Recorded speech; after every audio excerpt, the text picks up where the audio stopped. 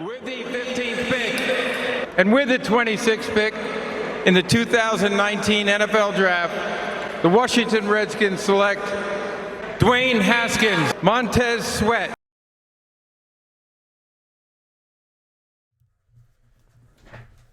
Welcome, all my fellow Redskin brethren and sister. I am your man and resident Redskins fan, Luke. Thank you for joining me here on the Redskins Report. So, got some more news because that's what has happened since the season has ended. It seems like every day there's something new coming out of Redskins Park. Most of it positive. I know some of you aren't as thrilled with some of the news, like, a couple of days ago, KOC being moved on from. Redskins officially named Scott Turner their offensive coordinator today. In addition to that, news broke of Eric Schaffer, the Redskins capologist, if you will, and that he had an actual title in the organization. Don't ask me what, and I've said this before. Don't ask me what these titles mean. All right, he was like the senior vice president of player council. Like, what the hell does that shit even mean anyway? I just knew he did contracts and he did a hell of a job doing it. Okay. That's the only thing that was relevant for me. The name Eric Schaffer for me was synonymous with player contracts. His ability to make those contracts fit in a way that made the Redskins a viable player in free agency every single year, despite the Redskins seeming to be spending money, to me was phenomenal. The Landon College contract, the way he structured it, it looked like a lot of money. Really not going to kill the Redskins. And as I explained to you guys, I think it was, a couple of days ago, the last couple of years of a contract isn't worth the paper it's actually on. Guys don't get to those final 2 years of most deals. You may get to the second to last year, but rarely does a player play on the final year of his deal. Rarely, if they're any good. Rarely does that happen. So, that's what I knew Eric Schaffer for. The Redskins, and really, I shouldn't say Redskins, Ron Rivera, wanted to move on from Eric Schaffer. I think Schaffer really himself wanted a bigger role in the organization, and I don't think Ron Rivera trusted him with the role that he was looking to obtain in the organization. He had been with the Redskins organization for the last 17 years. Same thing with former head athletic trainer Larry Hess. So again, you see the wheels turning as the Redskins begin to clean house and really start anew. Ron Rivera literally is coming in and he is changing the entire tenor of this organization, starting with all of the personnel in the front office. Now, I told you guys about a week and a half ago that he had a plan for Doug Williams. I didn't know what that plan was, but he made mention that he did have a plan for Doug Williams, and this was the plan. And Doug was cool with it. Doug was reassigned from the personnel side of things to more of player development. Okay, he's the senior vice president of player development. Again, what the hell does that mean? I'm going to take that one on face value. Okay, I know more about what that is than what the hell a general council member does, right?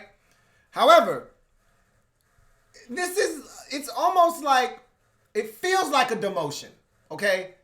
Because I feel like a guy like Doug Williams wants more say-so in player personnel, than he does making sure that these guys are mentally checked in on the field and off of it.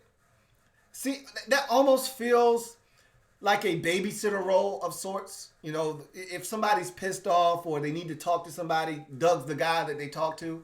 Doug makes sure everybody's spirits are up.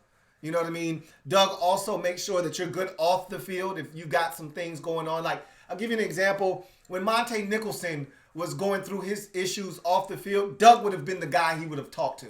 Doug would have pulled him aside. Hey, man, what's going on? Talk to me.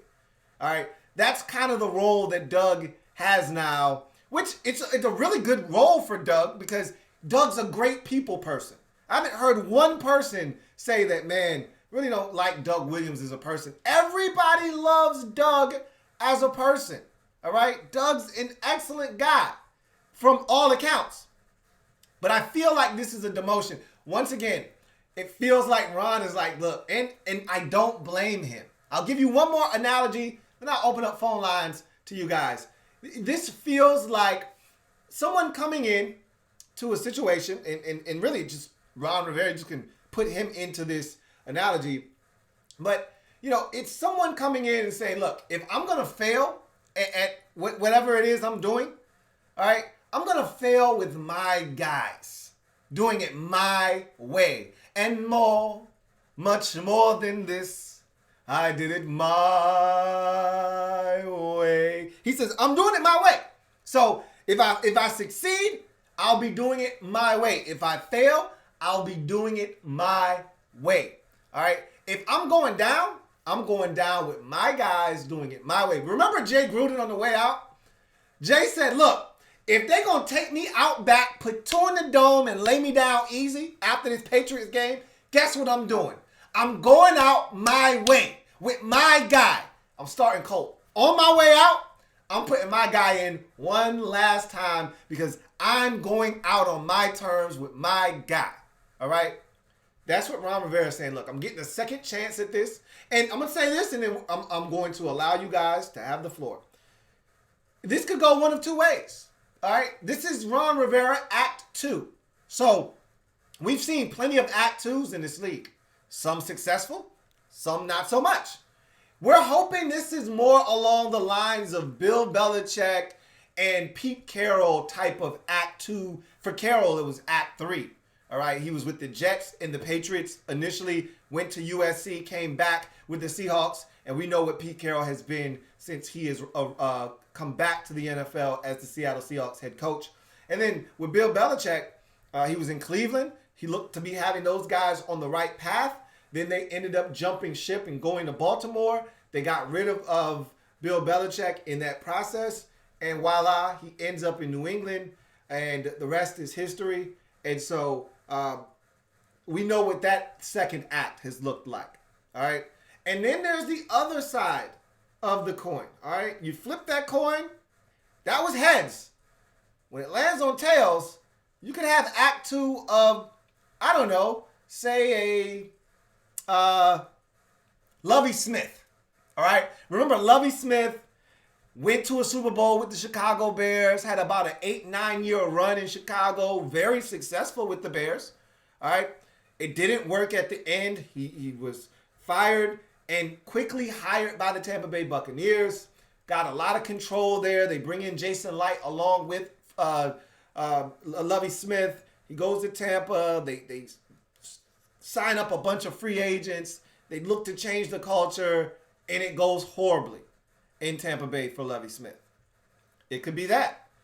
Generally, guys learn from their first experience as head coaches in this league, and they become better from it.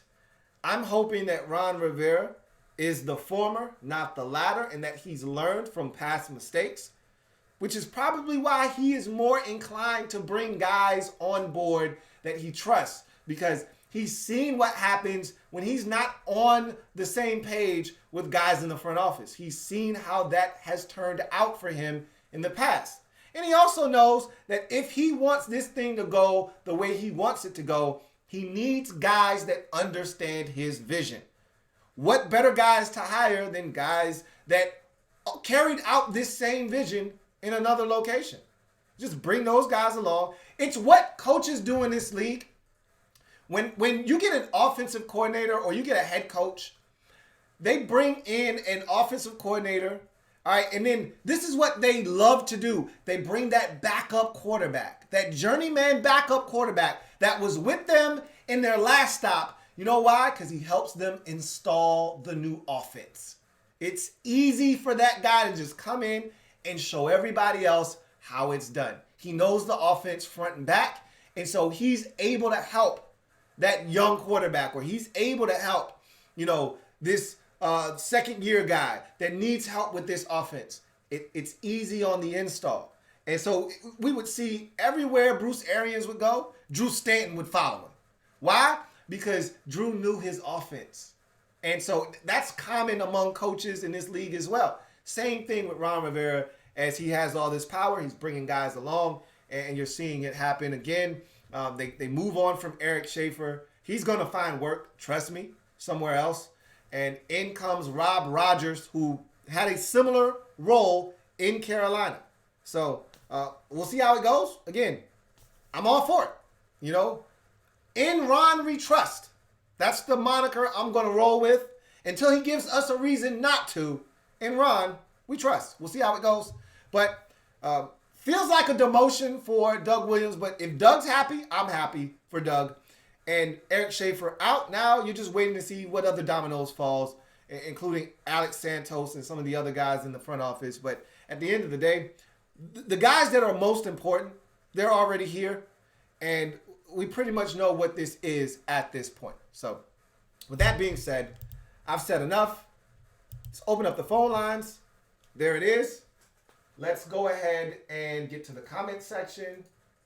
And we will be off and running. We're going to do this until 10 tonight. So I'll try to get in as many calls and as many comments from now until 10 o'clock. So let's get to your comments. Just Andre says, you seen the report that Ron and the front office love Chase Young? I did see that. And we can talk about that a little bit later on. Maybe somebody will bring it up in one of these calls. Remember, if you want to jump the line, you know how to do it. Super chat is the way to do that. And also, if you're new to the comment section, use the hashtag LouisTLive to have your comment read on the air. Got a call. Going to go ahead and take it. You're on live with your man, Louis T. Who am I speaking with? What's going on, Lou? This is Santiago. What's going on, Santiago? Not much, man. I got a lot of excitement, but I don't know. You know, we done had our talks before, Lou. I'm just curious, Lou. Yep. Do you feel like that he's bringing too much from Carolina? Because you know, it's still questions that haven't been answered, like the Rob Ryan situation. You know, because I think that, you know, having Rob Ryan with Del Rio, that's a good solid, you know, to me, that would be a solid play. There's nothing bad about the defensive side of everything that's going on. But, you know, I think we have, as Redskins fans, we have clamored so much for getting rid of Bruce, for, you know, letting tell Dan to step back. And now that he's finally done it, some of us, you know, we're excited. You know, we're excited, but do it, you know, don't have everything that's Carolina, you know, that's involved in the whole entire scheme of things. And right now, that's what it seems like he's doing. You know, it's making us feel, you know, it would be okay if, you know, some of these people who he's brought are used to a Wyndham tradition.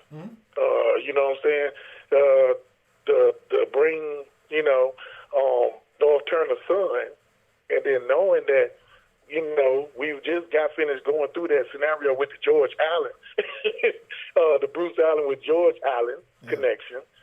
So do you feel like that, you know, are they really giving us the, you know, or is, let me not say us, let's say the fans that are true, like me, you, that stick behind our Redskins, win, lose, or draw, is Ron really basically turning us into the Washington Panthers? Do you feel like that? I don't. I mean, look, bottom line is, I told you I could care less. He could turn us into whatever he wants as long as it's a winner. That, at the end of the day, that's all I care about. What did Luther Vandross say? Never too much, right? Never too much, never too much, never too much, never too much. Hey, he can bring as many of these boys from Carolina as he likes. I could care less. Keep them coming. I could care less.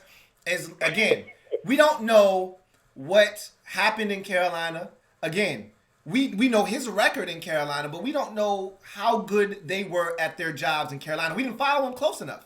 We know what the end result was on the football field for Ron Rivera, but I told you the last 2 years really marred what was a successful tenure in Carolina, if you ask me, because Cam Newton was injured. I actually thought that he had a really good job, and he did a hell of a job in Carolina. And really, it's funny because a lot of people say of his, I think it was 9 years, 8.5 or whatever it was in Carolina.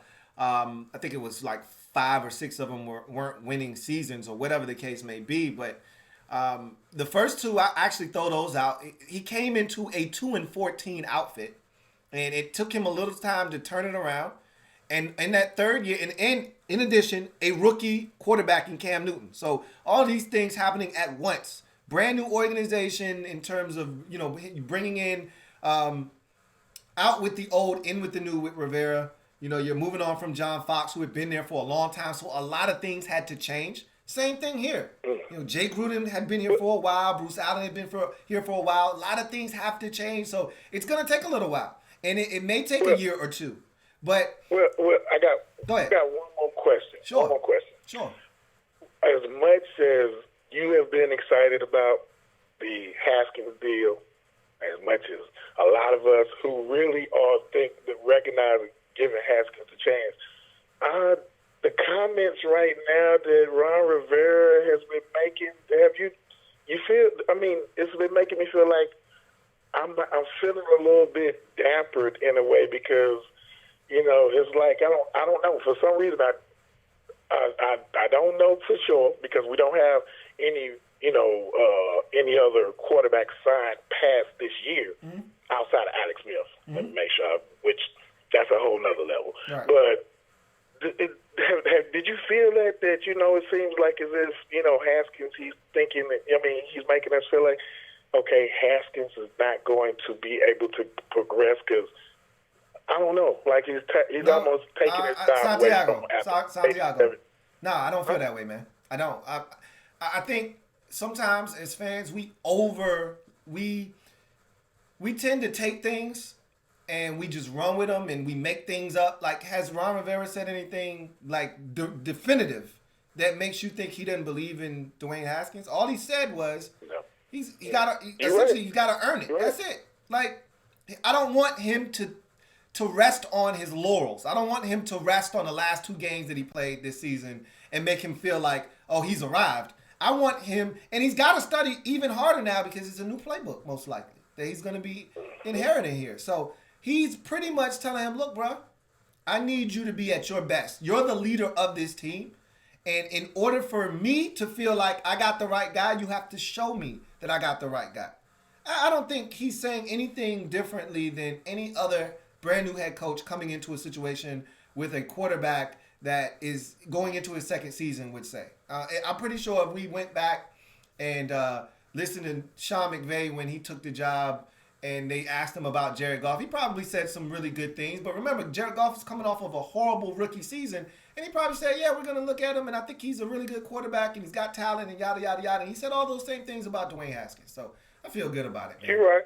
Hey, well, hey, look, had to dial in on you, get your opinion, keep up what you're doing, love your stuff, man. Hey, Appreciate look, hail to our Redskins. Hey. We at least got Brucifer gone, and we at least got something positive going on, and staying out of letting go on the head. We'll see. We're not 100% sure. I appreciate that, bro. And no doubt, Santiago. Appreciate it, man.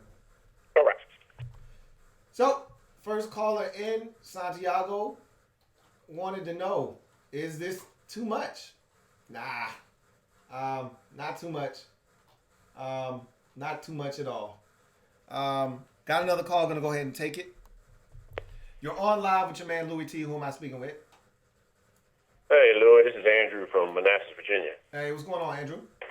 Not much. Feel lucky. Never gotten in this early, too. You feel like I hit the lottery or something. Hey, man. Early bird gets the worm, man. Yeah, man. The lines are busy. I think Ron, I think it's coach speak.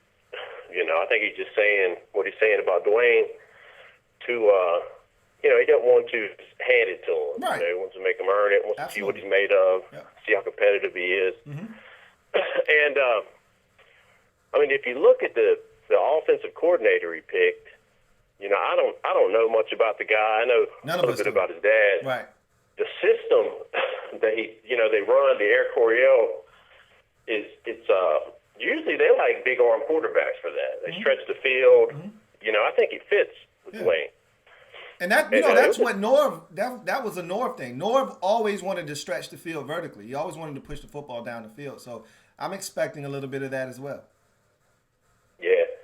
And, how long have we saw the West Coast offense? I think it's been there since Zorn. It's a big deal them moving away from that because, if it doesn't work out with Scott Turner, then it means the next guy they bring in is probably not going to be a West Coast guy. They want to switch it on Dwayne again. But I've heard that Norv, and I'm assuming Scott is using the same verbiage, same basic type system as Norv, that I've heard it's easier to learn, a lot easier in the West Coast offense. And I heard it's a lot less on the QB as far as like hot routes and stuff like that. But, everybody, all these young coordinators use their own system. They mesh, they bring in different concepts and different types of systems, so it's hard to guess. But from what I know about it, I think it'd be a good fit. We got a power run game, too. We got, Bryce Love would be a versatile running back. He's not quite Christian McCaffrey, but they really used him well last year. Yeah. You look at what the Giants did with Saquon, and then you look what Carolina did with Christian McCaffrey. They got the same skill set, but Carolina used Christian McCaffrey a lot better, Yeah. The man went for 1,000 rushing, 1,000 receiving. So, he had a phenomenal season. He was all-pro in 2 different categories offensively. So, Christian McCaffrey was absolutely a stud this year. And I'm looking forward to seeing, what this offense looks like. Again, no one knows really what to expect from Scott, Turner. We can only assume, and there's a small sample size in Carolina, but I'm going to just throw that out of the window. That was late season, garbage time. I'm not going to really put too much stock into that. I'm excited to see what this offense looks like and all this weaponry that we have, and I think we're going to add to it this offseason. I think this could really be the start of something big for us, but only time will tell. That's right. I got another question for you. We were talking about everybody coming with Ron from Carolina. You know a lot more about football than I do. Can you remember another coach leaving, like say Andy Reid or somebody going on their second stint? And bringing this many people with them and having a lot of success? I can't remember a guy leaving an organization and bringing this many people with him. Generally, I would, if I had to guess, I would say you hit it right on the head. The last guy to be fired and get a job immediately and get this much power at his next stop was Andy Reid. Generally, when you get fired in this league, even if you're respected, either you sit out a year and wait for your name to heat up, or you got fired for a reason. So you end up going back to being a coordinator or whatever the case may be.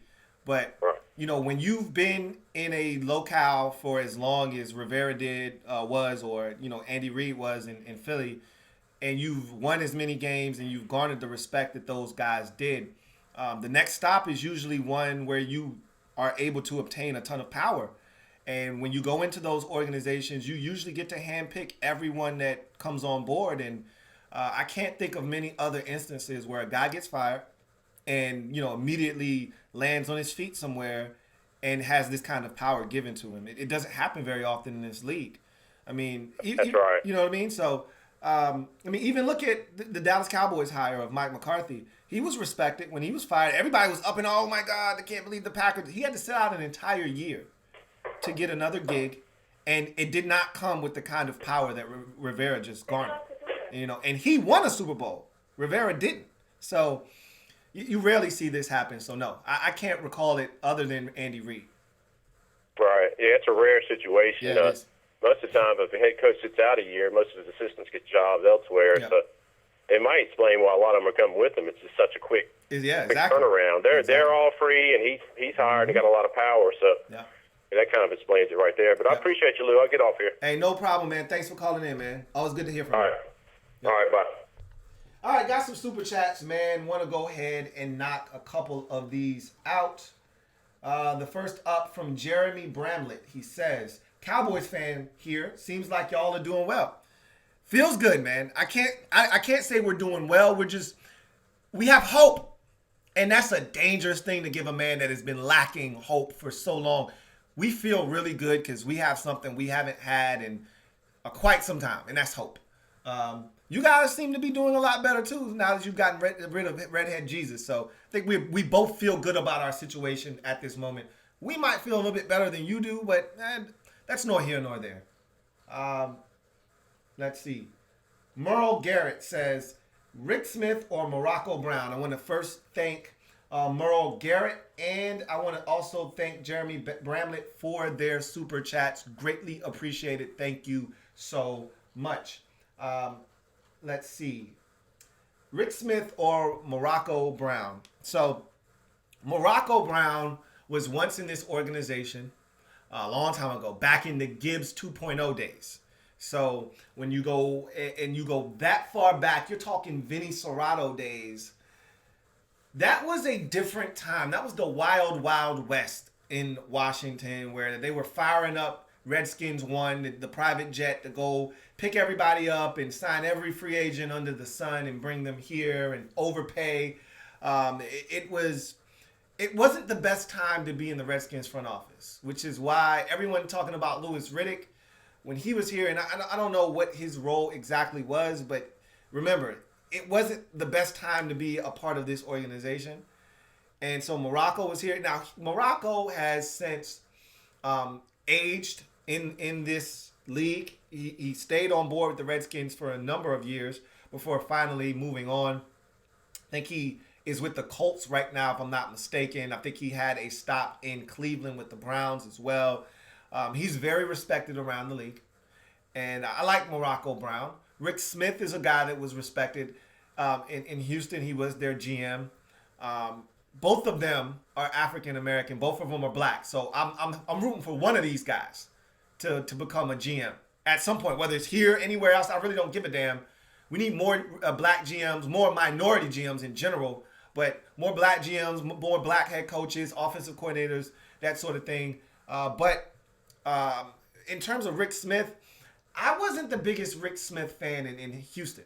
I wasn't. And I almost felt like he was on the verge of getting fired in Houston before he stepped aside because of his wife having cancer and she ultimately passed away. And you know, that's a tough situation that he was in.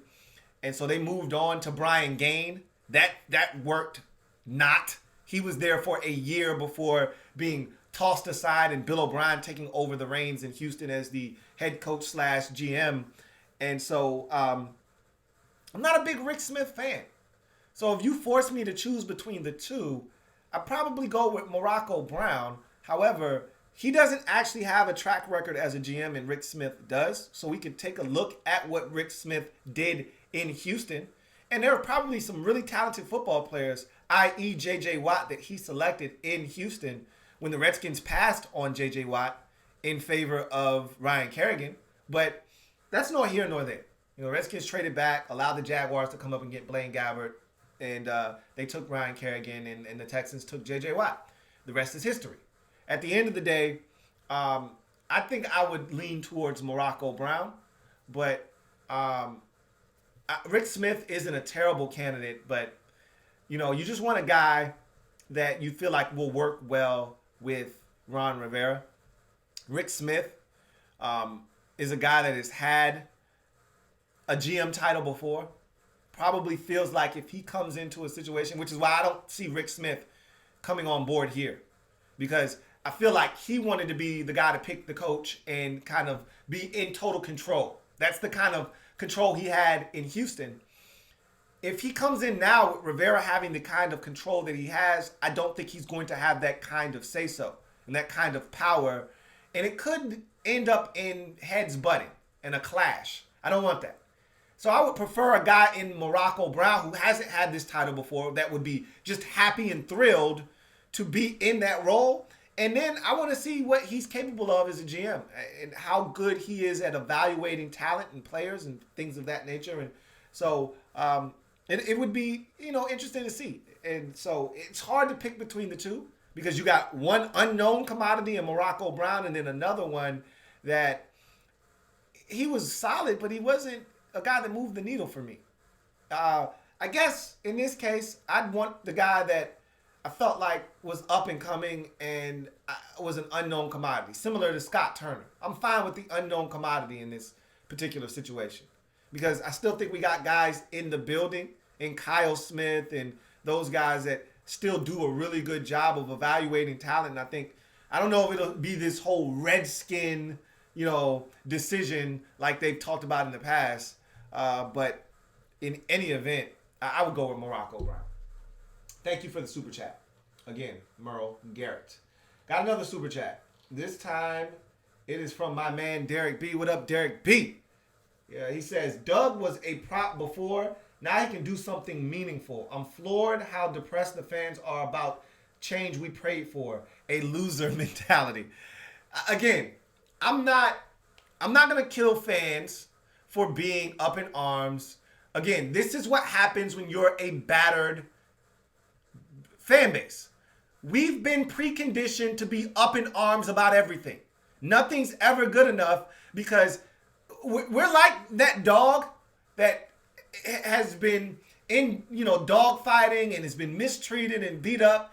And any kind of subtle movement and that dog's jumping and he's whimpering and he's scared. That's how we are as a fan base right now. We really don't know how to react or how to feel about anything because we've been abused for so long that we don't know if we're coming or if we're going and if we should be happy, if we should be sad, if we should be upset, if we should be rioting. We don't know what the hell's going on. And that's why I'm just telling everyone to just take a step back, take a deep breath, and allow Ron to do what it is he's doing, okay? Because we honestly don't know what the hell is going on. We don't. All we should know is that it's not what it was before. It's not Bruce. It's not Larry Hess. It's not these guys that have been here for the last 2 decades, and in the case of Bruce, a decade, effing shit up. We should be excited that it's a breath of fresh air. It's new guys in here, whether they're all from the same place or not.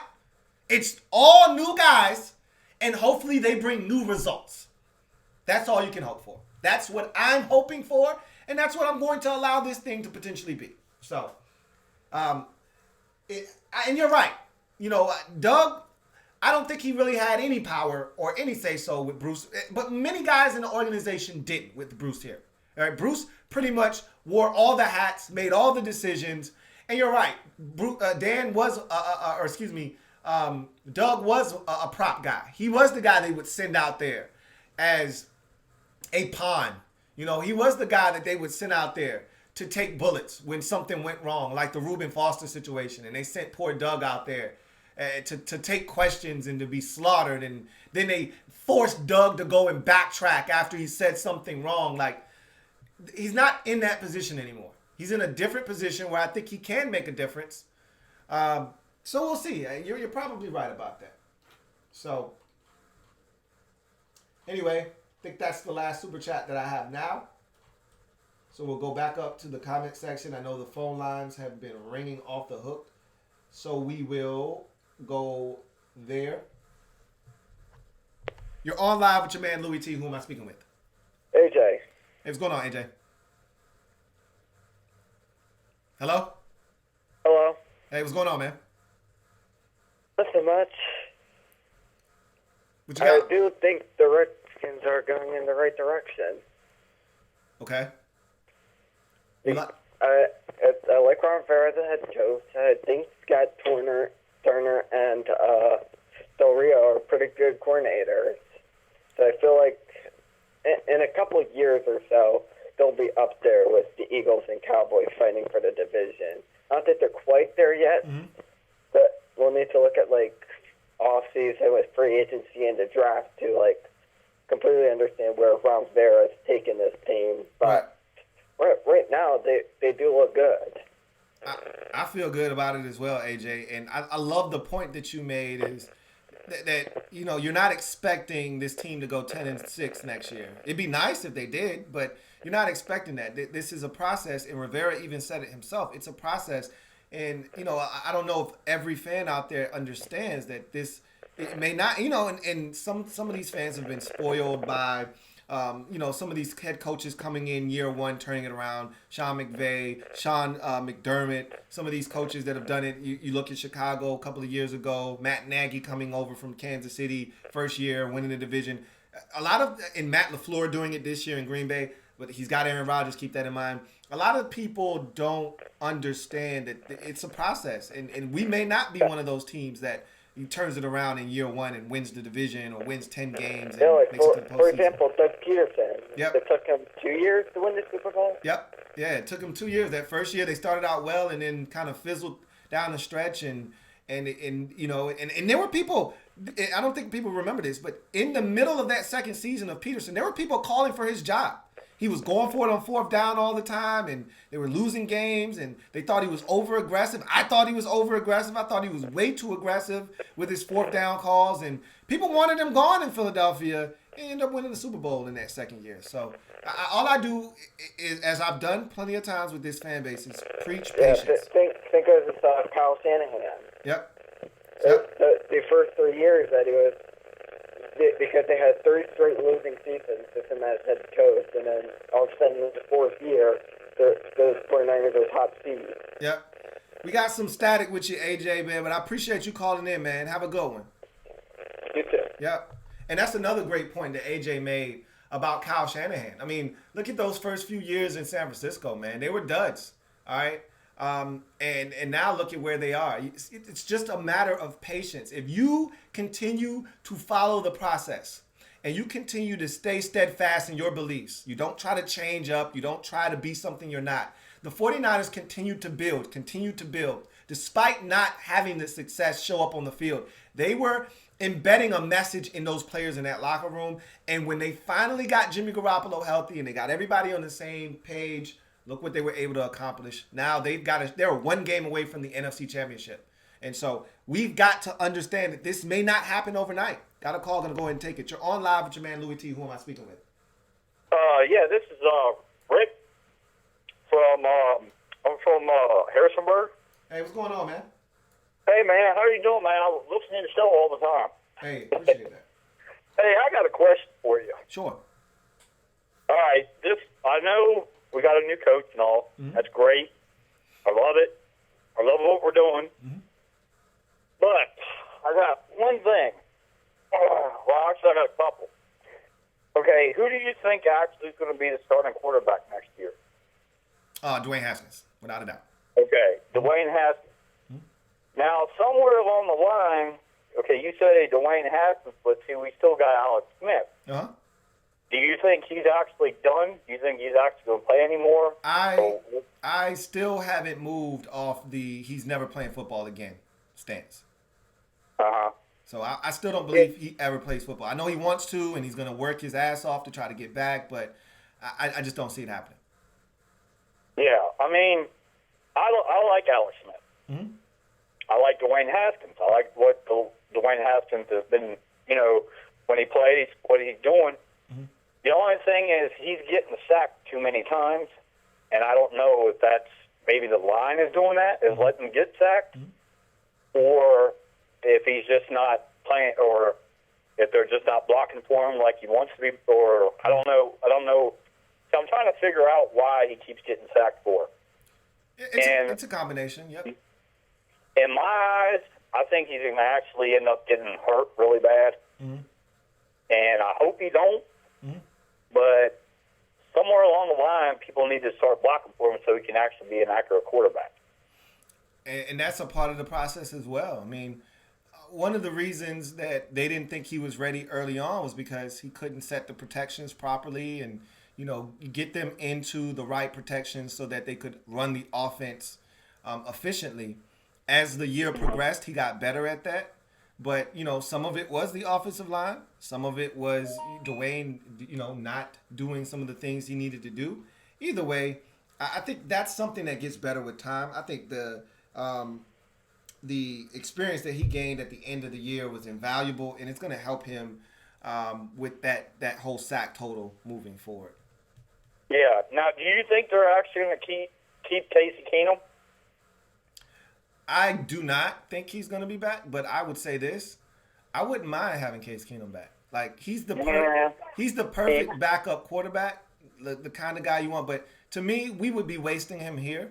I'd like to see him go somewhere where they're actually in contention for something, because if you're a really good football team, you need a quality backup quarterback.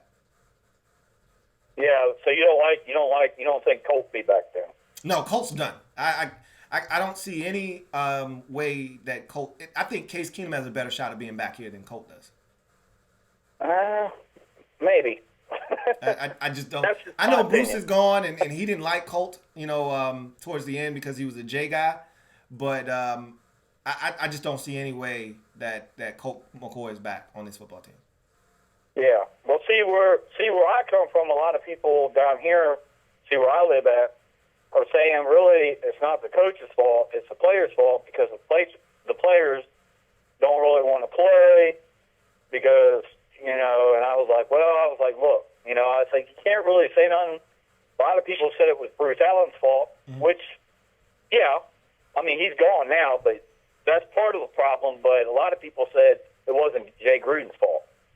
So I don't know. I just hope that we can get our stuff together and we can actually start winning some games. And hey, I hope we could beat. The only thing I wish is, I don't care if our record is 7-9 or whatever, but if we beat Dallas twice, hey, I'm satisfied. Yeah, that's cool, but we gotta win a lot more games than just Dallas twice. Yeah, I know, but I would like to beat them as well. That's just me. I hear you, man. Hey, I appreciate you calling in, man. You have a good one. Take care. Well, thanks for taking my call, man. No doubt, none at all. Have a good one. Well, hail to the Redskins. Absolutely, hail to the Redskins. All right, so let's see. Make sure we have no more super chats. And I don't see any more. See no calls coming in, so we'll go to the comment section. And Ravens fan says, "Will Alex Smith return?" I don't see that happening. I don't. Got a call coming in. Gonna go ahead and take it. You're on live with your man Louis T. Who am I speaking with? Lou, this is Zendico, man. What's going on? What's going on, Syndico? Hey, man, I figure I infiltrate your show, this Redskins show, man, just to talk to you, man, about Ron, man. I've been sending a lot of messages back and forth, man. So Yeah. I just thought I'd call in. Maybe you have some questions for me, man. I can help you out. You know what? It's less about Ron and just if you could shed some light on some of these guys that he's bringing in, that would be great because we don't know. I know a lot about Ron Rivera already. I knew about him from afar. Well, let me ask you off, man. What's going on, man? I mean, is you guys have a GM? Or I hear you guys talking about you got all this power and everything, man. Are y'all handing him the keys to the whole franchise right now? What's up? Nah, they're gonna hire a GM. They're gonna wait until after the draft because it's too late in the game to bring a guy on board right now. Because when you look at it in terms of the front office, they're literally in the final stages of preparation for the draft. So to bring a guy on at this point would be pointless because he wouldn't be able to get his ideas across and you wouldn't be able to bring in your scouting staff and it's just a mess doing it right now. You wait till after the draft and then you can get all the scouts that you want, assign them to the specific areas that you need them to be assigned to and that sort of thing. So no, they're not handing Ron the personnel keys. They're essentially allowing him to bring in all the guys that he's comfortable with. And he may have some input as to who the general manager is, but as far as him actually picking the players, no, he won't be doing that. Okay, I was just trying to figure it out, man. But as far as these guys that he's bringing in, Scott Turner, I mean, like I said, it's unknown. Mm-hmm. Jack Del Rio, I really love to hire. Yeah. I've been saying it before. I wish he had brought him into Carolina at the beginning of this year. It might have saved his job and everything, man. But I just caught the tail end of your show, partner, and I can give you one little insight, man. Don't be so sure about him starting Dwayne Haskins, man. I just want to put that out there, bro, because he is a veteran football player guy. If that's one thing I can tell you, man, he is going to roll with his veterans. He's going to grow with those veterans because he trusts veterans above all things, man. So if Dwayne Haskins coming preseason, feeling himself a little bit too much, whoever y'all got whether it's Alex Smith, he's gonna be in there, partner. That's one little nugget I could drop on you, man. Okay. I don't disagree with that in terms of if Dwayne isn't, and this is the thing. I've always put the onus on Dwayne to do his part. If Dwayne comes in, shows the growth and the leadership that he needs to see, and performs, he doesn't have to light the world on fire. If he just goes out and performs well enough, he'll be the starting quarterback. But if Dwayne comes out, looks like a rookie all over again, doesn't seem like he has a firm grasp of what's going on, and I just don't see that happening. I don't see him regressing after what we saw last year towards the end of the season. He may not have a firm grasp of the playbook and everything that they're asking him to do right away, but as far as the simple things like getting lined up, which he had trouble with early last year, I don't see that happening. That's the kind of stuff that gets you benched. That's the kind of stuff that allows the coach to say, you're not ready. I don't see that taking place. And so I think when it's all said and done, and you know what, it'll be really interesting, to your point, to see who they bring in case they feel like Alex, because I still don't think Alex is going to play. So if they bring someone else in to be a backup, that would be interesting. If they think Alex could play and they don't bring another guy in, and maybe they draft a rookie or an undrafted guy, gets an opportunity to maybe crack the roster or be a camp arm or whatever, then I feel even more confident it'll be Dwayne. So we'll see what happens. Gotcha. Well, let me give you a little. Yeah, I guess Ron is doing Ron things as far as these coordinators you guys brought in. Mm-hmm. I mean, I'm just flashing back, bro. You guys got Scott Turner. Back in the day, man, he did start off with Rob Chesinski, but that didn't work out the first 2 years. But he's doing his exact same things he's always done, man. North Turner's son, he got him. After Rob Chesinski, who did he get? Mike Shula, the famous son of Don Shula. Mm-hmm. So, I mean, Ron is doing Ron things, man. But listen, I'm going to bury the hatchet with you because we just got a guy. We took a chance on a guy I have nothing about.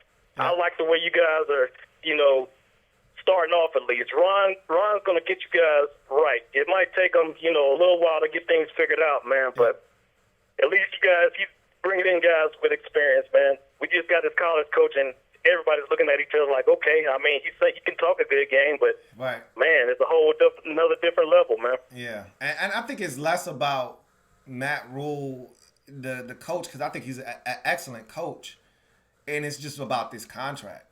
He hasn't done it at the NFL level for you guys to just bless him with the kind of contract you did. That's Pep throwing his money around, man. Don't pay that no attention, man. That's just him letting the league know, I got the deepest pocket, bro. Yeah, that's essentially what it was. It was his guy. He wanted him, and there was no amount of money that was going to stop him from getting him. But that's no here nor there. Hey, Syndico, man, appreciate you blessing the show, man, as always. And appreciate your insight, especially you being a Panthers fan. You usually give us the insight that we're looking for in the mind of Ron Rivera. So, man, appreciate you. Yeah, man. I figured I'd sneak in this one time. I can't get you no HTTR or none of that good stuff, man. I'll holler at you a little bit later, okay? Sound good, man. Take care. All right, later. All right. That was my man, Syndico, our resident Carolina Panthers fan that always gives us the inside scoop on what's going on. And he's been invaluable of late with the whole hiring of Ron Rivera and much of his staff coming over as well. All right, so getting back to the comment section, got another call. I'm going to go ahead and take that as well. You're on live with your man Louis T. Who am I speaking with? Yeah, my name is Chris Zacharias. What's going on, Chris? Oh, man, just chilling, watching your show, man. Talk to me. Hey, man, hail to the Redskins, man. We're going in the right direction, man. I can feel it. These guys, I mean, the new hires, man, they got the experience, man. I mean, what else can I say? All I see on all the reports and everything is we're going up, man. We're going the right direction. It's going to be a great season next year. I can't wait. All right. Are you all in on what you're seeing, or are you more influenced by what people are saying? Do you feel good about this because, let's say there was no outside noise. There weren't people telling you how great of a head coach Ron Rivera is and this is a great move for the Redskins. If none of that noise from the outside was coming in, would you still feel the same way about everything that's going on? Just knowing Ron Rivera for what he has been in Carolina. Yeah, correct. I don't really listen to all the mumbo jumbo, the talking heads, Okay. ESPN, stuff like that. Okay. I go by my own judgment. Okay. And what Ron Rivera has done, his record speaks for itself, man. Yeah. Come on. He's he's been in the NFL, and look what he's done for the Panthers. Mm-hmm. I mean, I like what I see, man. I like Panthers, the way their seasons have gone, Mm-hmm. and I don't know. I think he can. I think he's going to do good, man. I think it's going to be great. I think we're going up. Yeah, and I like some of these hires too, man. Hey, Chris, I appreciate you calling in, man. Hail to the Redskins. Take care. All right, man. Yep. Take it easy. I really, the thing that has impressed me with Rivera coming in is he's got a vision. And some of these hires, the one that really stuck out, obviously, is Jack Del Rio. Right off the bat, bringing in a guy like Del Rio, changing this defense from a 3-4 to a 4-3, it reinvigorates us on the defensive side of the football because I felt like we were a little stale over there, and we haven't had a real defensive coordinator since Greg Williams. I mean, think about how long ago that was. That was Joe Gibbs 2.0, guys. The last time we had a real defensive coordinator in Washington was 2007. Think about that for a second. Like what was it? Was Gibbs last year 08? Might have been 08. I think it was 07. I think he was here from 04 to 07. So 04, 05, 06, yes. So we haven't had a real defensive coordinator in over a decade. Think about that. Now we're bringing in Jack Del Rio. I just think it's been a really good start thus far. Again, no games have been played. No roster moves have been made. We don't know. And I think AJ said it best. We need to see the draft, free agency. We need to see all of these things transpire, them hire a GM to really see the true direction of this organization. And then we'll kind of get a feel for what's going on. But right now, it feels like everything is moving towards the right direction. Got a call, gonna go ahead and take it. You're on live with your man Louis T. Who am I speaking with? My name is Marcus. What's going on, Marcus? All right. What's going on, Marcus? I'm here. All right. You called me. What's up? Oh, my bad. Okay, I want to talk about the one thing that nobody's talking about with Ron Rivera that I think is smart by Daniel Snyder. But him hiring a Latino coach and the whole controversy with the Redskins name, I think that was a great move to get some of that heat up off of him. What do you think on that? I honestly haven't even thought about that. I don't think they even brought that into consideration when they made the hire. I don't think there's honestly the whole name change thing has really died down. It had reached a crescendo about 4 and 5 years ago, and then there were a couple of polls that were done, and people kind of spoke out and said, "Look, man, we don't have a problem with the name. We actually see it as being prideful." And I really think that that's died down a ton. There's still going to be some conservatives and some people out there that don't agree with the name. There's still people that refuse to call us the Redskins. They call us the Washington team or whatever. That's fine. To each his own. My thing is, I don't think they had that in mind when they hired Ron Rivera. Okay. I think it was a great hire. Mm-hmm. A guy that's a disciplinarian. Get these guys whipped in shape. If you can get Trent Williams back, maybe possibly get Chase Young, or either trade the pick and pick up more picks. That's a possibility. I think he's going to trend in the right direction. Yeah, I totally agree with that, man.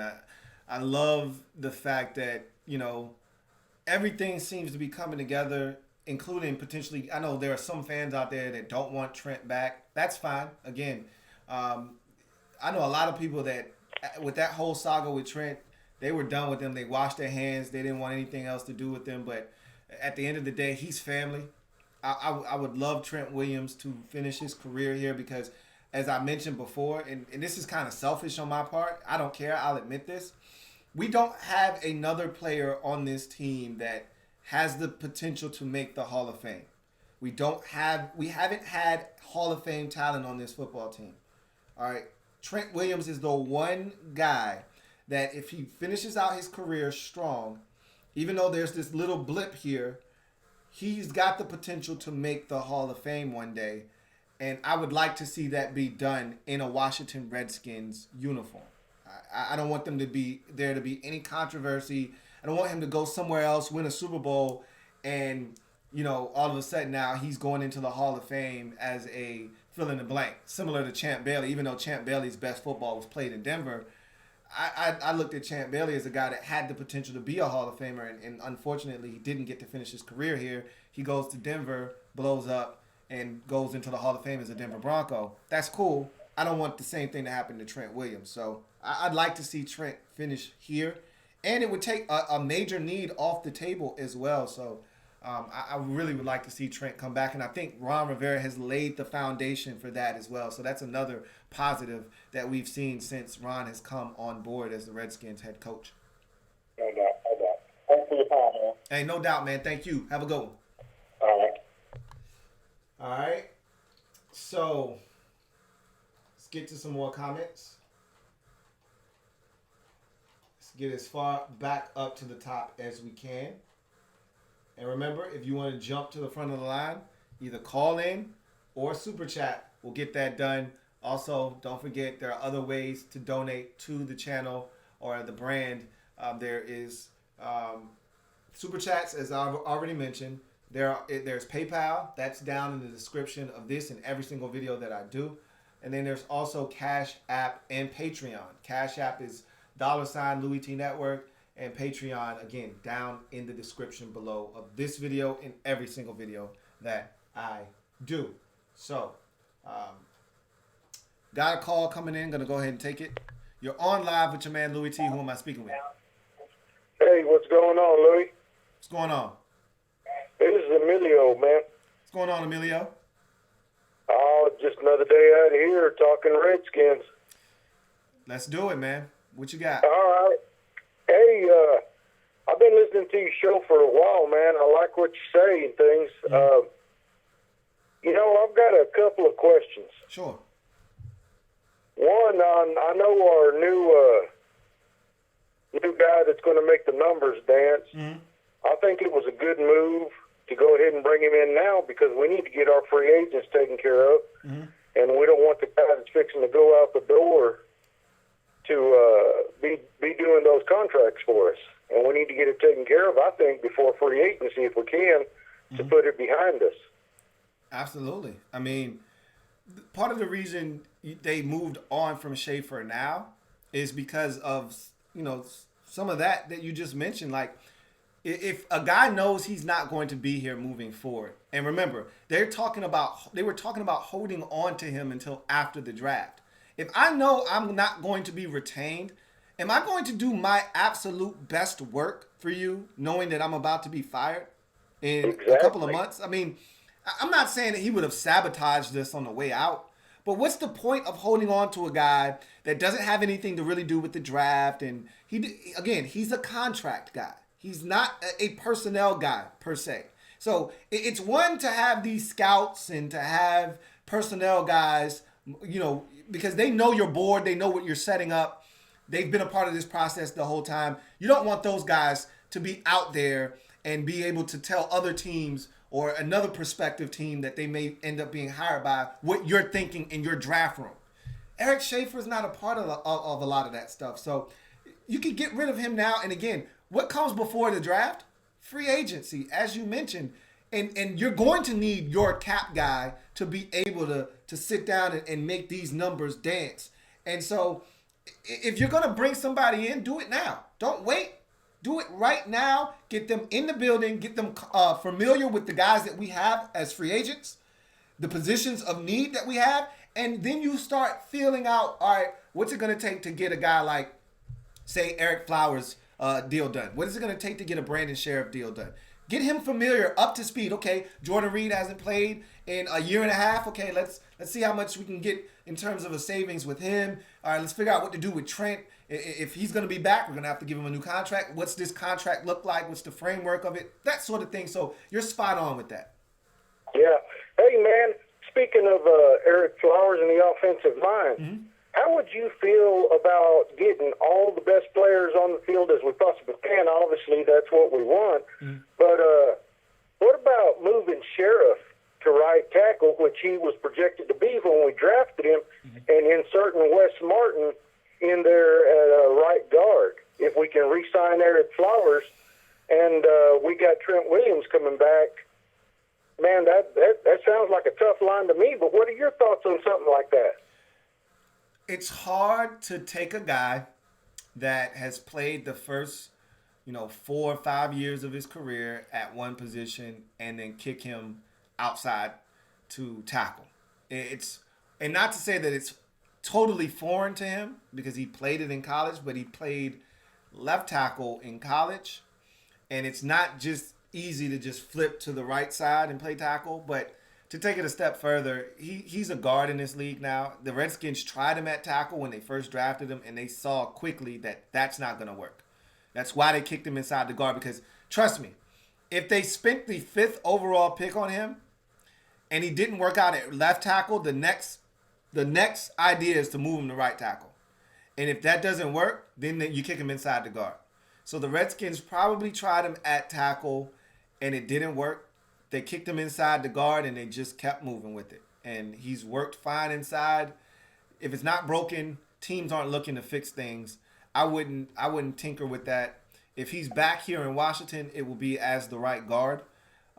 If Wes Martin is to get on the field, if you're that confident in Wes Martin's abilities, then you see how much it's going to cost you to retain the services of Eric Flowers. If it's too rich, you're going to set what you do as a team in a situation like this. If you're confident in Wes Martin, either you just let him walk in terms of Eric Flowers, or even Brandon Sheriff for that matter, and keep Flowers because he's the cheaper of the two.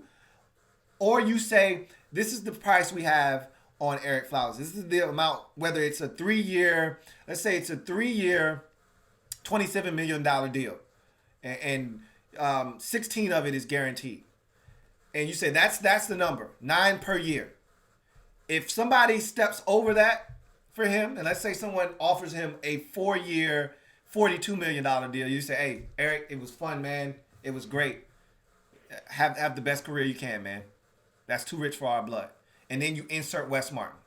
So we'll see how the Redskins decide to go about it. They could do the same thing with Brandon Sheriff. They could say, you know what? This is the price we have for Brandon Sheriff. And someone's going to exceed that price, which is why you don't want to get into a bidding war, because someone is always eyeballing your stuff, elite stuff. Someone's always eyeballing it. It's funny because I always talk about that, and you see it every year. Somebody was eyeballing Preston Smith. Somebody was eyeballing, all of the stuff that we thought, they're okay. They go elsewhere. Jamison Crowder, somebody was eyeballing our stuff. It's all, hell, even Ryan Grant. Remember, he initially got that deal from Baltimore. Like, somebody's always looking at your stuff, man. So, somebody will definitely be willing to overpay. Remember when we had Spencer Long at center? The Jets were ready to overspend on Spencer Long. Somebody's always eyeballing your stuff, so you want to make sure you lock it up if you can. So that's what I think about that. Yeah. It's one last one. If we do have Haskins and he's looking to be a starter, which I hope he does, even if he has to continue to grow, and he's obviously going to have some learning curves. Alex Smith looks like he's healthy. What do you think we can get for him if we go, say, trade back with the Colts or somebody else that needs a veteran quarterback and is probably going to bring another quarterback in, but they want that veteran to transition and make it a little bit smoother? So the Colts have Jacoby Brissett. So if they go in a veteran route, he'll just continue to be the starter while they groom the young quarterback. Let's say the Colts land Justin Herbert. They're right in that wheelhouse to get Justin Herbert. Let's say they get him. They'll just start Jacoby Brissett until Justin Herbert's ready. So he wouldn't appeal to a team like that. It's crazy that you bring that up, though, because I read a rumor about Alex Smith and the trade potential, if he's healthy, to a team like Chicago, one of these teams that's ready to win right now. I don't necessarily buy that. And again, the value that Alex Smith holds right now is extremely low coming off of that injury. Even if he's healthy enough to play, you don't know what version of Alex Smith you're getting at this point. A huge part of what Alex Smith has been throughout his career has been his legs and his ability to be mobile. And you don't really know what exactly you're getting from Alex Smith, is whether he's going to be gun shy. Does he not want to get hit? I mean, there's a mental hurdle that you have to overcome when you suffer an injury like the one he did. I can't see there being that much trade value in Alex Smith. All right, man. Well, I appreciate you taking my call, and I appreciate what you do. You keep doing it, man. I love watching all your material and everything you put out. Hey, I appreciate you, man. Take care. All right, bye-bye. All right. So, let me check Super Chat land. Make sure there's nothing there. All right. There was a Super Chat. It's no longer there. Whoever sent it, I appreciate that, though. Thank you. Let's see. Got a call. Going to go ahead and take it. You're on live with your man, Louis T. Who am I speaking with? This is Calvin. What's going on, Calvin? Oh, nothing much. Enjoying watching the live stream. I was just calling because I feel like we're headed in the right direction. At least it appears to be that way.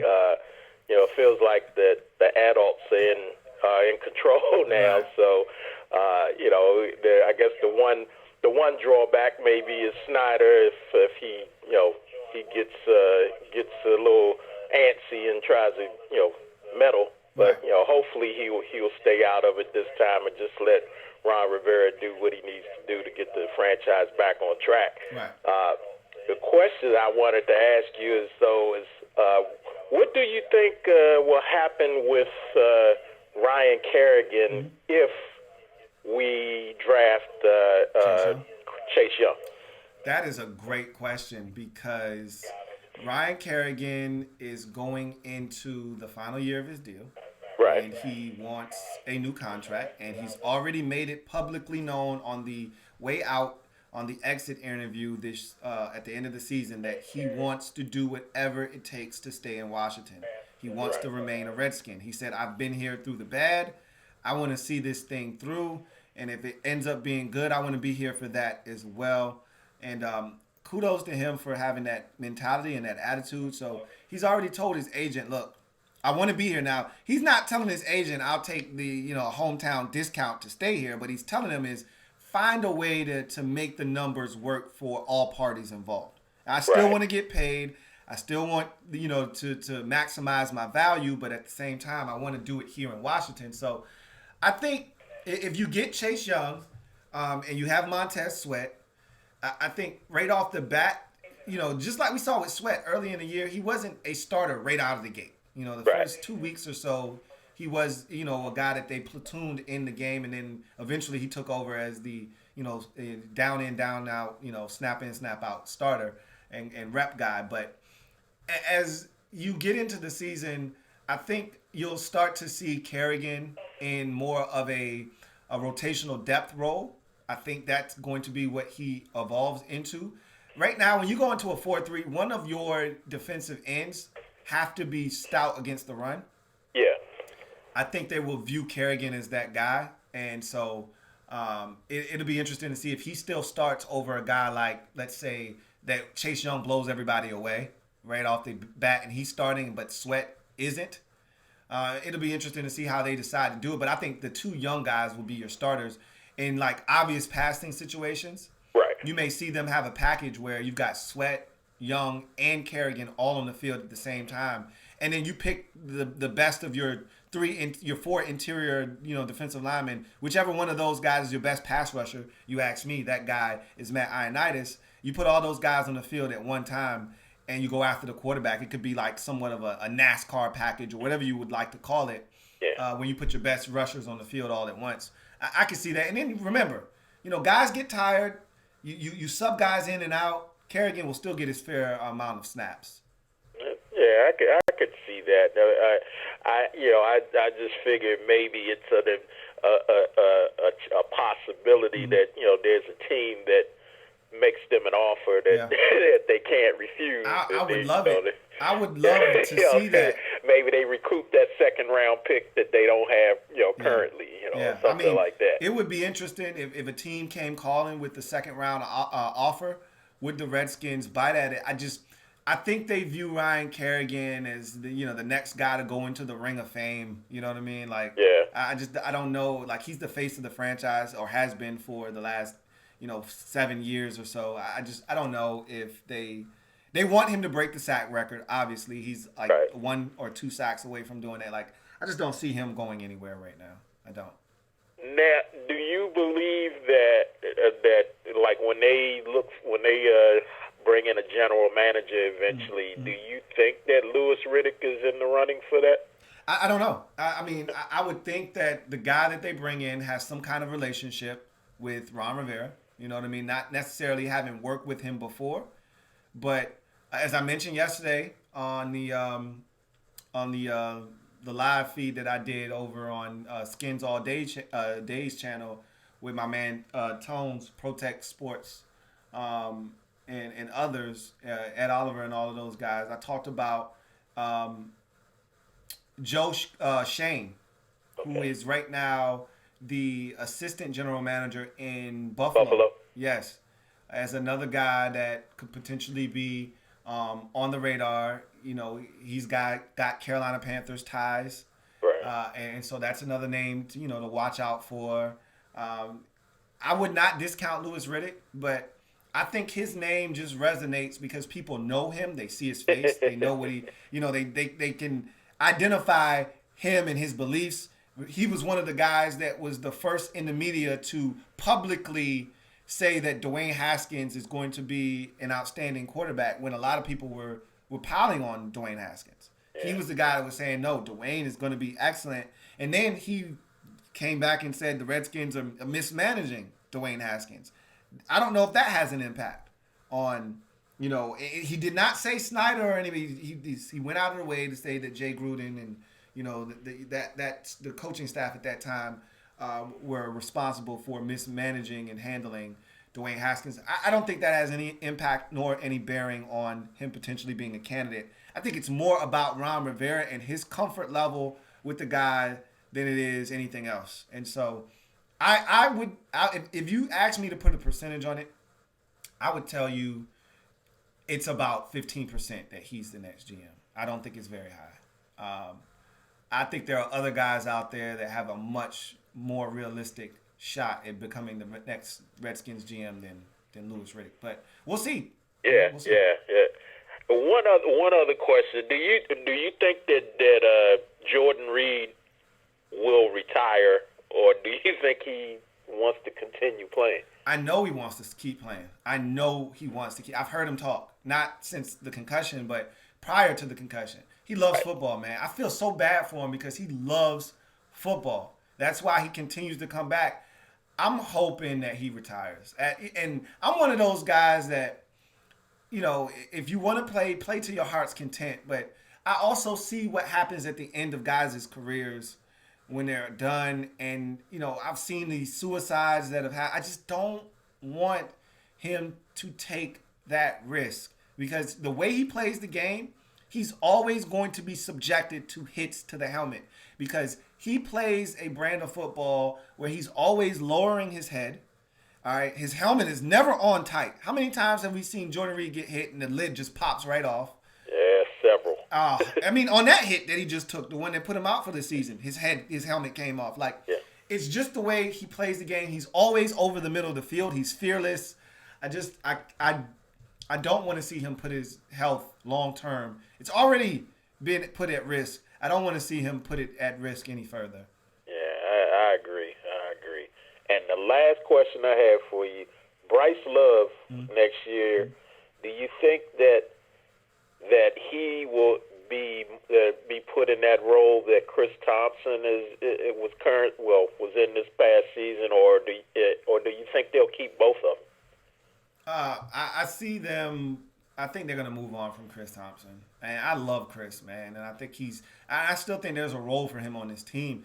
The reason I feel that way is because you don't know the health of Bryce Love.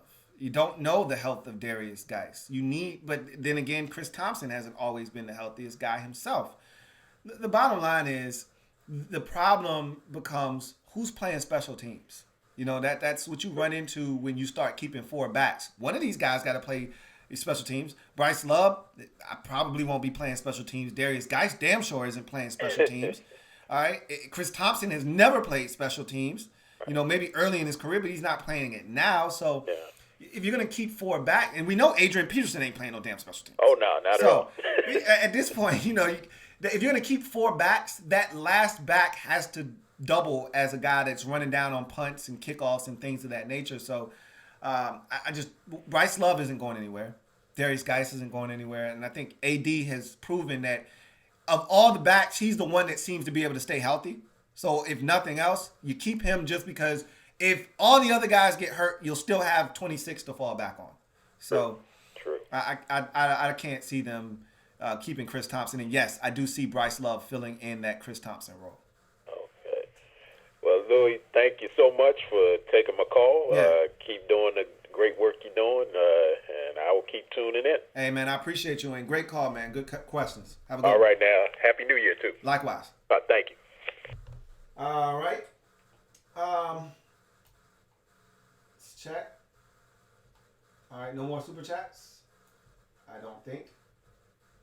There was one from Jacob, and he didn't say anything. He just wanted to donate $1. Jacob, appreciate you greatly, my man. Thank you for the super chat.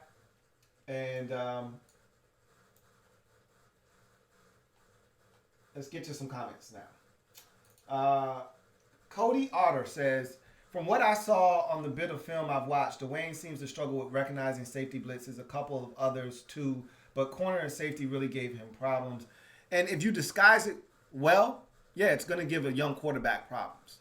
And remember, when I broke him down, if you go back and you watch the tape from Ohio State, what did I say? Gave Dwayne problems. Go back and watch it.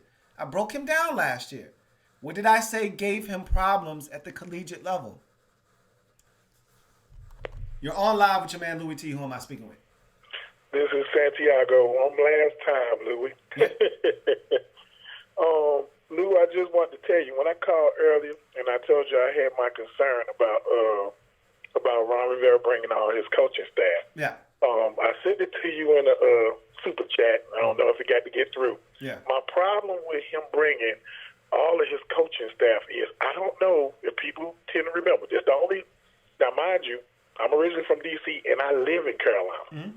Okay, and one of the things that I know that people don't realize with him bringing his whole entire staff is the Panthers won't spend money on their players.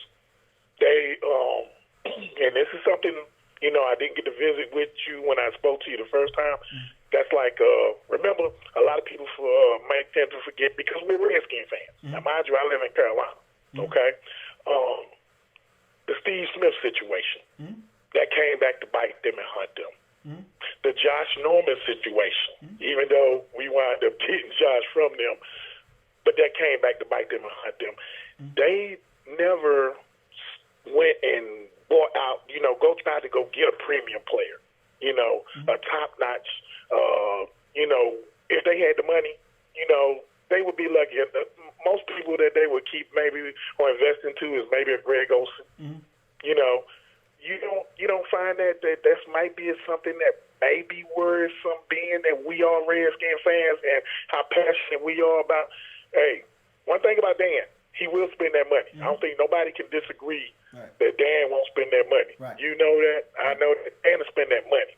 But in Carolina, they never, think about it, they literally put a franchise tag on Josh Norman and rescinded it. Mm-hmm. They let go of Steve Smith all because they thought that he was too old. And, this is some of the trends that they did have. That's the only thing that I find that might be a little bit troublesome with him bringing his I understand about him having the familiarity of the coaching staff, but you don't find that there might be something that we may need to at least have put in a bookmark of concern being Redskins fans. No, because the guy that you're talking about isn't here. It's one guy, two names. All right, Dave Gettleman. All right, you know how I feel about Dave Gettleman. For all of the things you just mentioned, he was the henchman in the Steve Smith situation. He was the front man on the Josh Norman situation. He was the problem in Carolina. When a lot of things went wrong in Carolina, it was because of Dave Gettleman, which is why they finally got rid of his ass. A lot of the things that have went wrong with the Giants, you can trace it back to Dave Gettleman, including trading Odell Beckham Jr., one of the few stars they had out there. He got rid of him. Now, I'm not saying that was the wrong thing to do, but at the same time, I don't know if that was the right thing to do or not. But Dave Gettleman was the guy that didn't want to bring Steve Smith back. They wanted to turn the locker room over to Cam Newton, and they felt like Steve Smith had too big of a personality. That was Dave Gettleman. All right, Josh Norman wanted money, and he felt like Josh didn't want to sit down at the table and negotiate in a rational way. So what did he do? He rescinded the franchise tag. That was Dave Gettleman. So no, I am not concerned one bit about him bringing all these guys in because they didn't have anything to do with that. That was Dave Gettleman. Just like Bruce used to go rogue here. Don't pick up your phone, Doug. All right, I'm trading for Alex Smith. That's what Dave Gettleman was doing in Carolina. He went rogue and he used to do a lot of things that Ron Rivera even said it himself. He wanted Josh Norman to stay in Carolina, but he wasn't in control of that. He wasn't the GM. So. Yeah, well, that's why I said when I thought about it because I'm like, I said, now, we both on the same boat about Dave Gettleman. Dave Gettleman, to me, will destroy the Giants. Yes, I believe that as well. That's what I said. At all costs, we must protect Dave Gettleman. All right, he must stay in New York as the Giants GM. At all costs, we must protect Gettleman. All right, he's got to stay in New York as long as possible because as long as he is there, they will not win anything. Yes, you are so right. That I do agree with, and I didn't take it into consideration about the way you put it as far as about Dave Gettleman not being there. So that's why I had to chime in on it. I said, let me make sure I try to get this in on you. I tried to throw in the super chat, but I got to get in the call. Hey, like I said, keep doing what you're doing, bro. You know I support you all the way. Hey, man, appreciate it, Santiago. Have a good one, man. Yes, sir. You too. Indeed. All right. So I answered Cody Otter's comment about the safety blitzes and the corner blitzes. Let's see. Lorenzo Simpson says, I want Haskins and the receivers working out all winter together, learning that playbook. Make McLaurin, Harmon, and Sims the most dangerous group in 2020. We'll see if that happens or not. It'd be nice if they got together and worked out, in the offseason. But, look, the offseason is their time to do whatever they want to do. We'll see what happens. You're on live with your man, Louis T. Who am I speaking with? This is Juan Carter, bro. What's going on, Juan? I ain't doing that. All I know is Redskins. All I breathe is Redskins, bro. Okay. That's all I do. Now, I got a quick question. Yep. Now, what do you think is going to happen with Josh Norman? You think we're going to keep Josh Norman? Because he was on a downslope this year. Mm-hmm. That's a great question, man. Now, I can tell you this much. Even though he did come from Carolina, I can tell you this. He won't be retained at the number he's at right now. I've already said, and I think I said this when Rivera was first hired, that, Norman is back in play now. I still don't think he's going to be back. But if he is back, it won't be at the number he's at right now, which is like $15 million.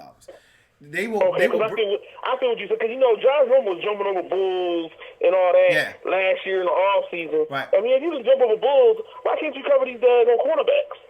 I mean, why can't you cover these receivers? Well, you listen to Ron Rivera, they were using him incorrectly. Now, I would tell you that Josh Norman lost his confidence. That's, to me, the simplest answer is he's not terrible. Everyone thinks he's horrendous, and that's fine. All right, the play on the field speaks for itself.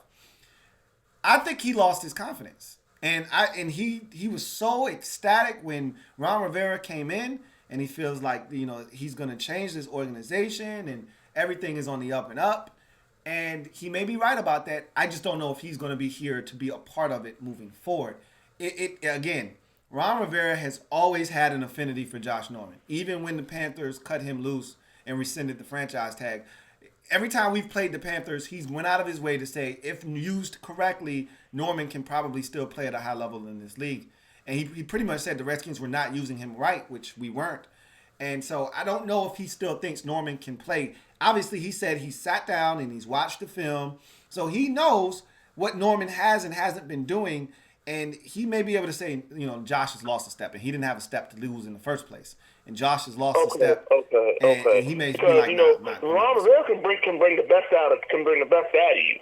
Yeah, and that's the thing is, you know, I want to, and I said this when he got hired, I wouldn't mind if they brought Josh back on a heavy incentive-laden deal where they say, look, your base salary is $1.5 million, not a lot of money, and you know, if you have 4 interceptions this year and you cause 3 fumbles and you make the Pro Bowl, and each of those things will carry, you know, a $2 million, $3 million trigger and a bonus, and he could make any bit of, you know, $10 million this year, but it will be, you know, 8.5 of it will be based on his performance. Yeah, okay, I see what you're saying. Yeah. I see what you're saying. Yeah.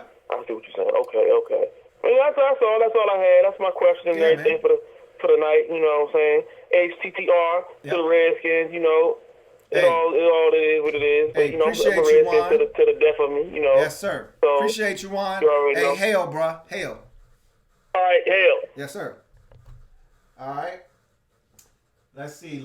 So, yeah, we already talked about Lorenzo and the receivers. He wants the receivers and Dwayne to work out together this offseason. Reese says, Lou, I'd be stoked to be a Redskins fan. Ron Rivera, Jack Del Rio, number 2 overall pick. Pretty exciting stuff. Yes, it is. And you heard the calls. Every single one of the calls for the most part tonight, with the exception of 1 or 2. And even my man Santiago wasn't down on the team. He was just like, hey, man, don't you think it's a little odd and strange? He's bringing all these dudes from Carolina, which is fine. It's okay to be a little, it's okay to be, to question this organization. It's okay to be not totally on board with bringing all of the Panther staff over here. I get all of that stuff. I do. I totally do. So I'm not upset at all about any of that. But most of the calls tonight echoed the same sentiment. We're moving in the right direction. They feel good about us. We're moving in the right direction. Got a super chat. I want to read that from my man Jake Willis. Appreciate the super chat, Jake Willis. He says, I think the clearing of the house shows that Ron is in charge. I'm hoping that Haskins earns his spot, steps up, and becomes a pro because players make coaches. Yes, you are 110% spot on with that comment. I think a lot of what we're seeing initially, and again, we won't know how much Ron is in charge until there is a big decision to be made and he's allowed to make it. But right now, everything points to Ron Rivera being in charge right now. So I am definitely of the mindset that Ron's in charge. And Dan's taking a step back. He wants a culture change, and he's going to allow Ron to invoke change and potentially get this culture where it needs to be. I'm hoping Haskins earns his roster spot as well. As you mentioned, becomes a real pro, which is what we're looking for. And the biggest leap is supposed to be from year 1 to year 2. I know it's a little tough. His situation a little bit different, which is why you generally don't want to hire a new coach or keep a lame duck coach and then draft a young quarterback, because this is the kind of problem you run into where you don't keep the continuity and then you go to a brand new playbook and maybe you stunt the growth of that quarterback a bit. But I can play devil's advocate, and I can tell you that the Browns had a lame duck coach. that they got rid of last year. Baker Mayfield was a rookie, and they kept the offensive coordinator on as the new head coach for the sake of continuity and keeping that together and what happened in Cleveland this year. So you can look at it both ways. There's no guarantees in this thing. So you're right, though. Players are what make coaches great. Any great coach will tell you that.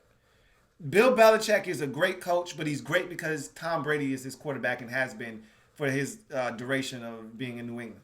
All right. Nick Saban is a great coach, but he'll be the first to tell you it's those guys that have come through that Alabama program that have made him what he's become. All right. Players make the coaches right. All right. You can draw up the best play and scheme it up to put your players in the best positions, but at the end of the day, you got to have athletes. You got to have guys that are talented. And so you're right. Players make coaches. Absolutely. All right. Great super chat by Jake Willis. Thank you once again for the super chat. Lorenzo Simpson with a super chat says, been excited for 4 new coaches before. Why is this different? It feels different for me because of all of the change that's going. And that's a very reasonable question to ask. And the word that I was looking for when I was talking about Santiago and the guys coming over was skeptical. It's okay to be skeptical right now. All right? Because this organization has done nothing to reinforce and reassure us that this is right. We have no tangible proof. Again, we are being led by faith right now. All right? We are following Ron Rivera on faith right now. Because the past regime was so bad, we're literally following Rivera by faith. We don't know what he's going to bring here. There is a track record out there, but that was in Carolina. This is Washington. Everyone has come here and failed. Ex-Super Bowl winning head coaches, hot new coordinators, the college coach, all of them have come here and failed miserably, with the exception of Joe Gibbs, who went to the playoffs twice in 4 years. Outside of that, everyone has come here and failed, and everyone, and I repeat, everyone with the exception of Marty Schottenheimer in 2001 has left here with a losing record, and that includes Joe Gibbs 2.0. So you asking the question, what makes this different? Look, I can't sell you on why this is different. Mike Shanahan came in. We thought he had control. He hired a bunch of guys that he was comfortable with, including Bruce Allen, who turned out to be the worst thing that could have happened to this organization. But he was in control, or at least we thought he was, until they told him, you got to trade for Donovan McNabb. Here you go. Here's McNabb. Take him. And he didn't want him. So we found out that he really wasn't in control. We thought he was, but he really wasn't.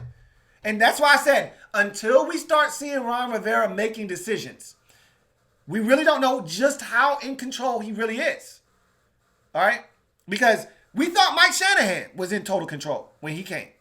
After the whole Jim Zorn debacle. We needed a breath of fresh air, and Mike Shanahan was it. Vinny was gone. Jim Zorn was gone. It was a brand new culture all over again.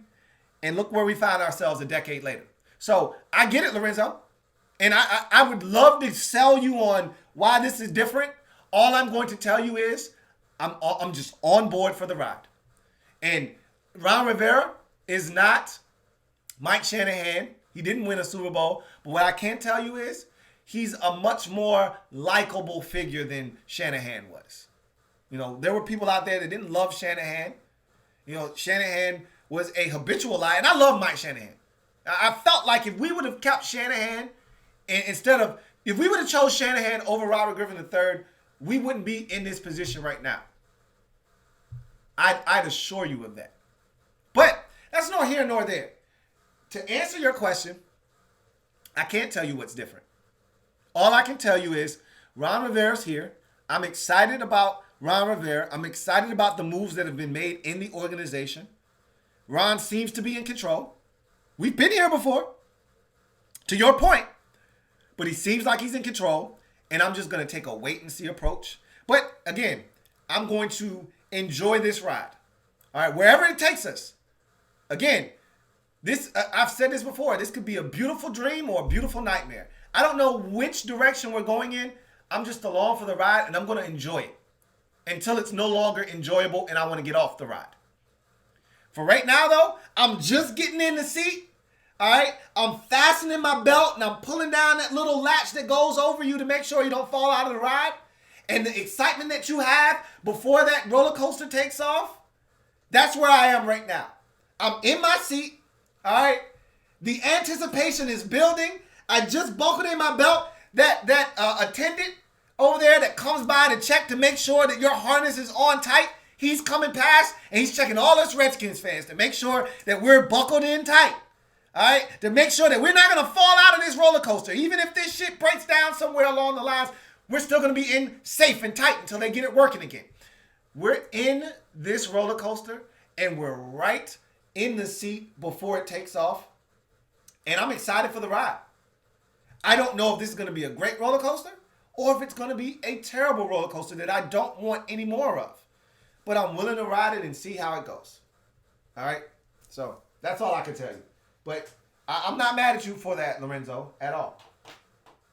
I understand where you're coming from. All right. Check to see if we got any more super chats.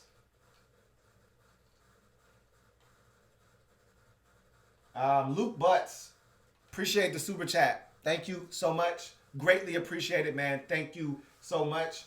Also, Farrah Cody with the super chat. Thank you so much, Farrah Cody, for the super chat. And hers reads, no confidence in Dwayne to be ready. I don't know why, LOL. Again, and I'm not mad at you for that at all, because Dwayne has to prove it, which is what Ron Rivera said. Prove it. You're the guy. You want to be a leader. You want this to be your team. Prove it this offseason. It's a big offseason. Brand new staff. All right. You want to build off of what was a really solid rookie season, especially down the stretch. What you don't realize is Dwayne started off his campaign with, I want to say it was 1 touchdown and 7 interceptions. Or it was 3 touchdowns, 7 interceptions. I think it was 1 touchdown, 7 interceptions. It might have been 4. And then he finished up his campaign, I believe, with 7 touchdown passes and 4 interceptions, or 7 touchdown passes and 7 interceptions. Either way, what I'm trying to get to is he started out really slow and then he finished up really strong. I can't tell you the last interception Dwayne threw. I'm trying to think right now in my head. He didn't throw one in the Giants game. He did not throw one in the Eagles game. I'm trying to think. Did he throw one in that game prior to that, which was against the Green Bay Packers? There was one in the Green Bay game. So that was the last time he threw an interception. So, Dwayne, it had to be 7 because he had 3 in one game against the Giants. So, had to be 7. Either way, he started slow. He finished off really well. I feel like he's going to build off of what he did in year 1. I think that's a building block for him, and he's going to get better. So, but I understand the angst. I understand. Again, skepticism is fine. All right, there should be skepticism amongst a lot of you for various different reasons. You know, Lorenzo wants to know why you believe that this is any different. Lorenzo has every right to feel that way, and he's not alone. There are plenty of Redskins fans that feel that way. Farrah wants to know, why is Dwayne going to be better in year 1 than he was year 2? And maybe he's not going to be.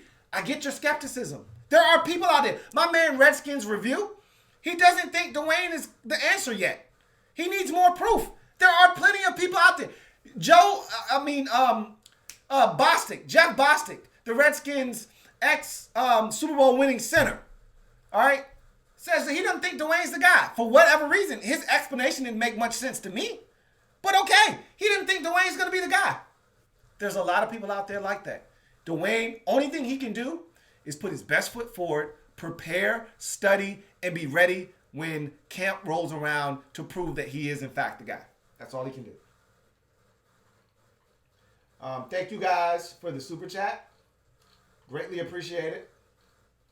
See if we have any more super chats, because we are about to get out of here And the only thing really keeping me here are the super chats. Because I told you 10 o'clock was when we were going to end this show. So, there are no more super chats. And I thank you guys for this show. We're going to do this again next week. All right. We're going to open up the phone lines. Okay, another super chat. All right. This one from Andrew Thompson. Thank you, Andrew, for the super chat. Appreciate it greatly, Andrew Thompson. Super chat writes, thanks for your time, tight end in free agency or the draft. Okay, so this is the thing. Tight end is a big question for us. I talked about this at the end of the season. After that Cowboys game, I said, Hale Hinches has impressed me. Remember, I mocked, old man Callahan for bringing up Hale Hinches when he talked about the young core on the offensive side of the football. And I said, Hale Hinches? What are you talking about?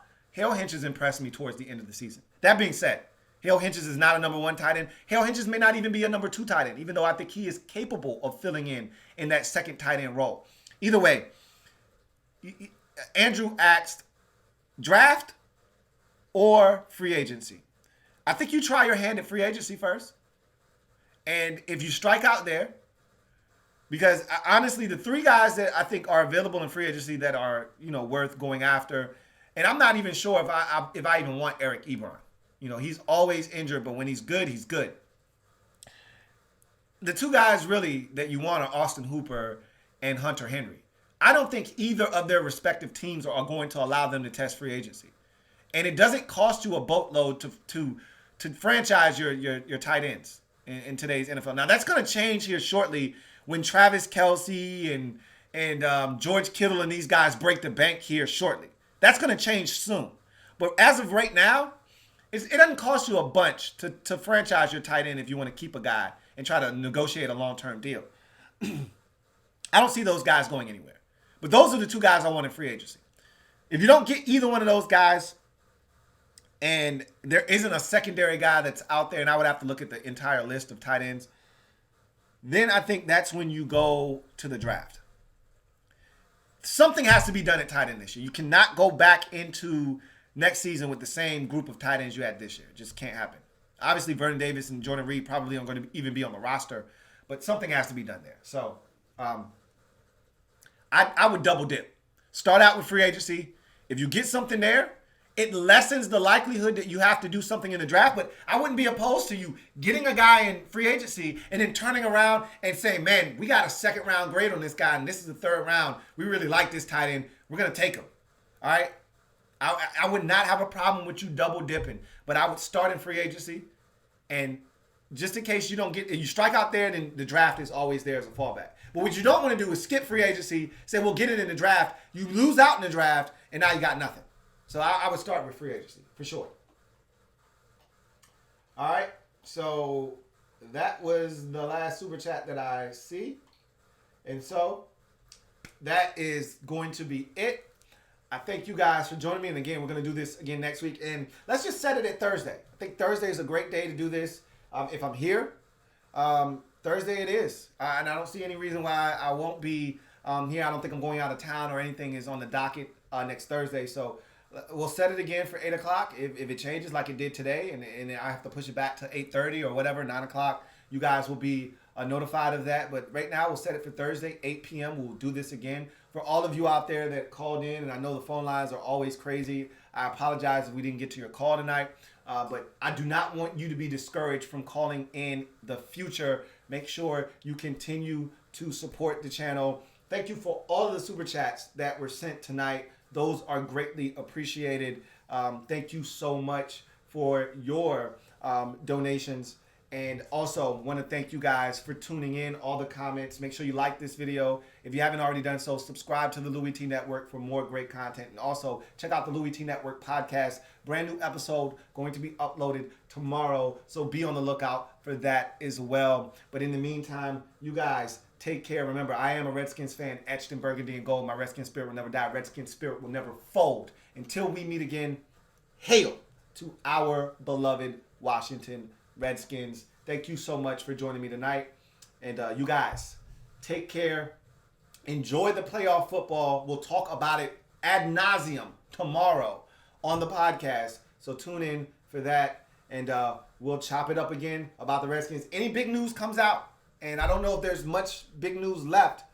Pretty much all the dominoes have fallen at this point, but if anything comes out that I deem pertinent, I'll be back in front of you guys before you know it. So in the meantime, I'm your man Louis T, signing off. Until next time, you guys take care. Have a good one. Louis T Network.